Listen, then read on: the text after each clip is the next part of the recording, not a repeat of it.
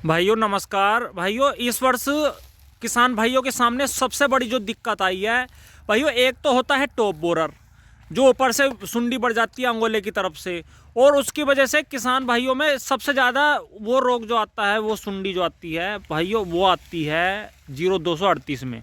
और खेत के खेत बिल्कुल ऐसे हो जाते हैं जैसे उन पर अंगोला निरिया और खेत सूखने से लगते हैं।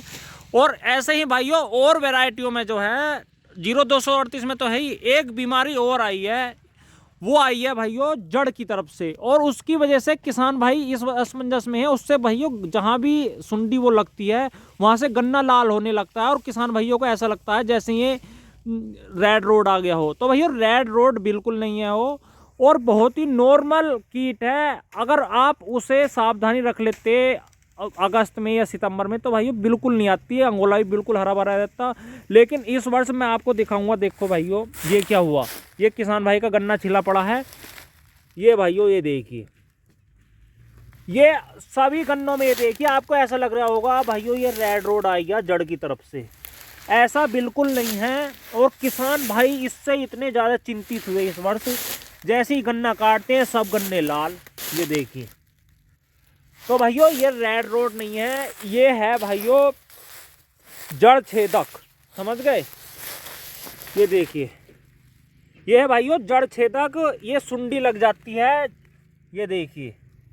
और जमीन की सतह से जो भाइयों होता है, इसे रूट बोरर भी कह देते हैं, इस ये जमीन की सतह से गन्ने में बढ़ता है। और गन्ने में बढ़ने के बाद भाइयों ये देखिए बिल्कुल गन्ने का बिल्कुल जड़ खा जाता है जड़ की तरफ से। और इससे किसान भाइयों को बहुत लॉस हो जाता है, गन्ने में पैदावार बहुत कम आती है। भाइयों एक वाइट ग्रब होती है जो जड़ की तरफ से लगती है, वो ये गिनार ये सुंडी वो नहीं है, ये उससे छोटी होती है। और ये भाइयों बिल्कुल ज़मीन की सतह से बढ़ती है और गन्ने में बैठकर और गन्ने को आराम से खाती है, और गन्ना वहाँ से भाइयों सड़ने लगता है। ये देखिए सभी गन्नों में ऐसे यही स्थिति है। और इससे बचने का भाइयों बहुत ही नॉर्मल इलाज है, और किसान भाइयों ने ये प्रैक्टिकल भी करा है इस वर्ष। बहुत ही नॉर्मल दवाइयों से किसी से भी यूरियम मिलाकर अगर आप बखेर देते तो भाइयों गन्ना आज की तारीख में किसान भाइयों का बहुत अच्छा निकलता। पूरा पला पलाया गन्ना जैसे ये है, तो भाइयों इसका अंगोला बिल्कुल सूख गया था गन्ने का, ये देखिए पीला पड़ने लगा। और दूसरा भाइयों इससे वजन भी कम निकलता है। किसान भाइयों का गन्ने का एवरेज ना आने का कारण एक यो भी है, किसान भाइयों ने टॉप बोरर का तो ध्यान करा, लेकिन रूट बोरर का जो जड़ छेदक है उसका ध्यान नहीं करा।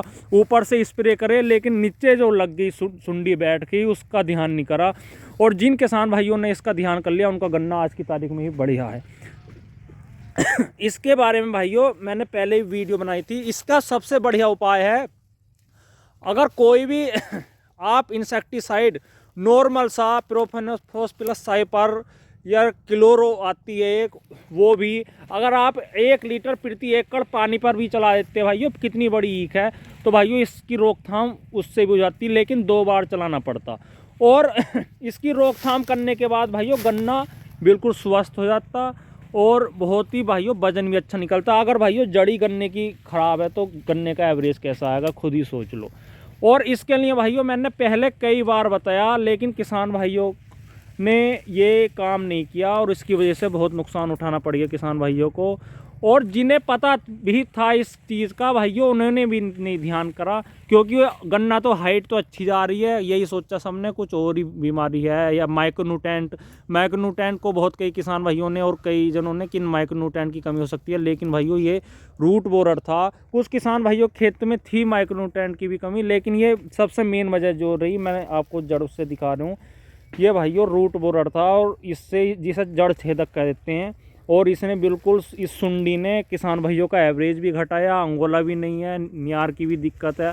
और इसकी वजह से भाइयों आने वाले समय में दिक्कत ना हो, इस चीज़ का ध्यान रखें। आप समय समय पर भाइयों जड़ की तरफ से भी आपको इंसेक्टिसाइड डालने पड़ेंगे।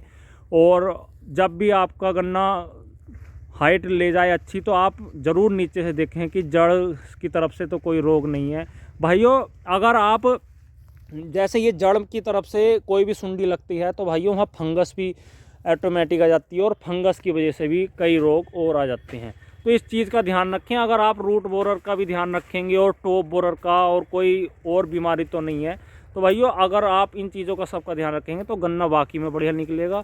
ये ना सोचें कि रेड रोड और गन्ने में भी आ गया और भी गन्ने में नहीं आया है, लेकिन अगर आप इन चीज़ों का ध्यान रखते हो भाइयों तो गन्ना वाकई में अच्छा निकलता। अगर आप भाइयों इन चीज़ों का आगे को ध्यान रखेंगे तो गन्ना अच्छा निकलेगा। जिन किसान भाइयों के सामने अब भी ये दिक्कत है और गन्ना भाइयों लेट कटेगा पौधा गन्ना, तो भाइयों वो काम ये इस दवाई को आप भी डाल सकते हैं। 1 लीटर प्रति एकड़ आप डाल सकते हैं। अगर आप यूरिया के साथ मिलाकर डाल देंगे तो और भी अच्छा, पानी के साथ चला देंगे तो भी कोई दिक्कत नहीं है। 1 लीटर प्रति एकड़ प्रोफेनोफॉस ले लो या क्लोरो ले लो, कोई सी भी आप लगा सकते हैं 1 लीटर प्रति एकड़। हाँ, थायोमेथाक्साम, फिप्रोनिल ये भी लगा सकते हैं, कोई दिक्कत नहीं है। और इसके भाइयों बहुत बढ़िया रिजल्ट देखने को मिले।